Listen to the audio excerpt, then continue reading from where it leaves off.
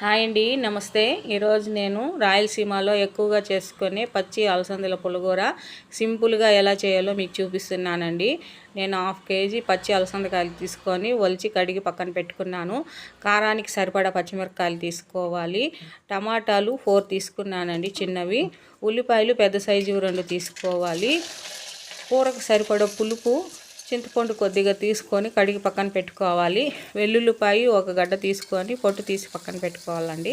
అన్నీ ముందుగా రెడీ చేసుకోవాలండి. తర్వాత స్టవ్ అంటించి నేను కుక్కర్లో చేస్తున్నానండి. కుక్కర్ పెట్టుకోవాలి. కుక్కర్ హీట్ ఎక్కాక ఆయిల్ వేసుకోవాలండి. ఆయిల్ వేడయ్యాక అందులో ఆవాలు, ఉద్దిపప్పు, జీలకర్ర వేసుకొని వేయించుకోవాలండి. అవి వేగాక ఎర్రగడ్డ, కరివేపాకు, వెల్లుల్లిపాయ అందులోని వేసి వేయించుకోవాలండి. అవి కొద్దిగా వేగాక పచ్చిమిరపకాయలు వేసి వేయించుకోవాలి. అవి కొద్దిగా వేగాక టమాటాలు వేసుకోవాలి.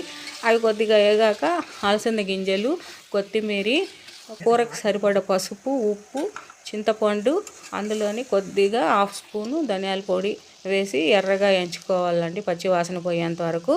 తర్వాత అందులోని వాటరు ఉడికే అన్నీ పోసుకోవాలండి, ఎక్కువ వద్దు. తర్వాత కుక్కర్ మూత పెట్టేసి 2 విజిల్స్ వస్తే చాలండి. తర్వాత అందులో నీళ్ళు వంచేసి పప్పు గుద్దితో కచ్చా పచ్చాగా రుద్దుకోవాలండి. పక్కన పెట్టి నీళ్ళు అందులో కలిపేస్తే అంతే అండి, పచ్చి అలసందల పులిహోర రెడీ అండి. చాలా సింపుల్ అండి. ఎప్పుడు కూరే కాకుండా ఒకసారి పులిహోర కూడా ట్రై చేయండి, చాలా బాగుంటుంది. రైస్లే కన్నా సంగట్లేకి చాలా బాగుంటుందండి. మీకు నచ్చితే సబ్స్క్రైబ్ చేసి లైక్ చేయండి. థ్యాంక్ యూ అండి.